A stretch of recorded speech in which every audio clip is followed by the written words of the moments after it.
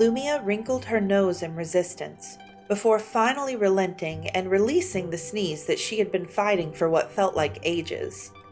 She had not expected to find a dusty old book of deities in the old man's shack, but felt inclined to peruse it nonetheless. As an acolyte, Lumia's studies concerning the deities had been as thorough as one would expect. However, a good student knew that learning was a never-ending pursuit, so she would not pass up an opportunity to enrich her knowledge further. Sadly, the book held more dust than new information. She came across the section detailing a deity known as the Proprietor, whom she recognized. The tale was always as brief as it was mysterious, a mortal that tricked the devil out of his seat. The thought never failed to set her teeth on edge. After all, how evil must one be to displace the king of the underworld? She was on the verge of closing the book when she turned the page for a final time, finding that the next one was blank. Just as she began to fold the parchment in on itself, she spotted words forming hastily before her. "Would you like to know more?" Lumia's eyes narrowed, her brows drawing together in confusion. Had she really just seen text appear out of thin air? Moggs did mention that the book was magical, but she hadn't really considered in what way that magic might manifest. Curiosity surged in her mind, a wave of excitement threatening to drag her into the depths of the unknown. All at once, she felt the air thicken around her, a not entirely unpleasant pressure forming around her body as the fine hairs on the back of her neck stood on end. It felt like a cautionary embrace, one that she was all too familiar with. "Ilora mira," Lumia spoke in Celestial as she moved one hand to clutch her necklace in acknowledgement of her patron deity, Morning. While Lumia knew that a warning from Morning could indicate a truth that is better left hidden, she had never been particularly good at resisting the temptation to know more. Ignorance may be bliss, but she always felt that the measure of one's joy could only be truly taken beside their hardships. How can you possibly know real happiness unless you have also known pain? What experiences and lessons does one leave on the table if they are unwilling to occasionally peer into the darkness? These thoughts were as confusing as they were sacrilegious, which filled her with guilt. Nevertheless, Lumia steeled herself, summoning all of the courage and determination that she could muster. At last, she gave her hesitant response. "Yes?" Seconds passed and nothing happened. Lumia stared expectantly into the book, willing it to give some sort of response. She was beginning to think that the book was playing a trick on her, but no sooner had the thought entered her mind before she was startled by a voice within the room. She gave a slight jump at the sound. "Are you sure you'd like to know more?"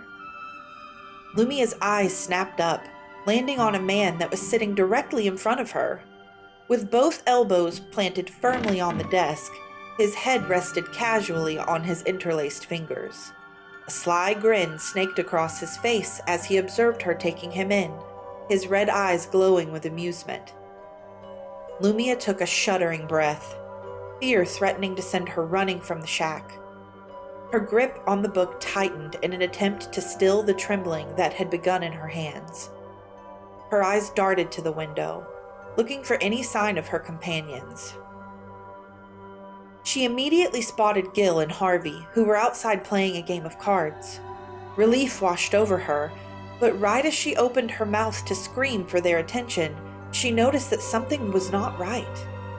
Neither of them were moving. As she looked closer, she saw that Gil appeared to be frozen in the motion of placing a card on the table. Harvey sat unmoving, his head thrown back in eternal laughter. She gaped in disbelief as she took in the rest of the scene. Gentle ocean waves that should be lapping against the shore hung in motionless crests above the water. There was no birdsong, no crickets chirping, no sound outside of her own unsteady breathing. The world around her was in complete stasis. Lumia turned her head back to the imposing figure before her.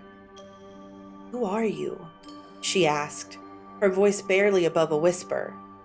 He sat unmoving, his jet black hair gleaming in the afternoon sunlight. She felt the pages of the book fluttering below her and looked down to observe the movement just as it settled on its final destination, the entry for the proprietor. Alarm ricocheted through her body as she slowly, reluctantly, dragged her eyes from the book to the man himself. "I have a feeling that you might be interested in a deal," he drawled. His mouth kicked up into an arrogant smirk, giving the air of someone that was unaccustomed to hearing the word no. "I know who you are," Lumia bristled, her fear starting to give way to anger. She would not be cowed by a man, and certainly not one that was playing at being a deity. He could stop time. So what? What is a little magic to a cleric, after all? "Oh, no, he soothed. "Tally is an associate of mine, but not a representative so much as, an extension, if you will." The proprietor simultaneously dispelled any belief that he could be the mysterious ne'er-do-well that Lumia had been tracking, while also establishing that he was somehow affiliated with him. This new information had Lumia's head swimming with unanswered questions. "And what do you mean by an extension of you?" she asked, lifting an eyebrow in inquiry.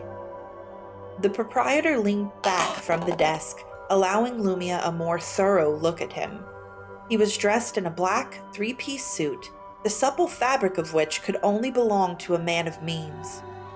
His jacket strained over his broad shoulders as he relaxed back into his seat. She did not miss the ruby cufflinks glinting on his sleeves as he gestured nonchalantly. "I'm sure you'll discover that in time." Lumia huffed, annoyed by the non-answer. "Why are you here?" she asked, attempting to understand what level of danger she may have inadvertently visited upon herself and her friends. His eyes dropped to the book in her hands as he spoke. "Because I was called here, young Miss Lumia." He returned his gaze to hers, holding it steadily as she shifted in discomfort. "That book that you hold in your hands is one of a very, very few ways to call upon me.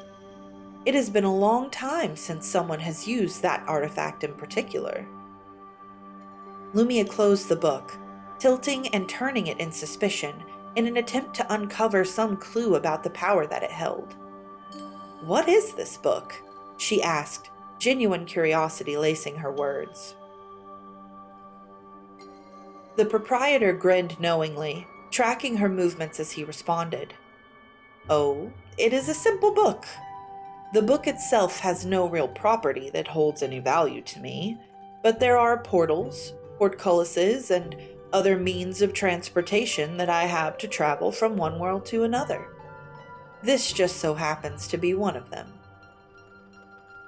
Lumia stilled at his words, the realization of what he was saying beginning to sink into her bones. She had unknowingly invited the proprietor into this realm. She suddenly felt lightheaded as the weight of what she had done settled over her. "It is quite fortunate, if I might say, that you have managed to open this door for me," he said with a wink as he stood up from his chair. Lumia looked up, slightly surprised to find him towering over her. As if he could hear her thoughts, he smirked.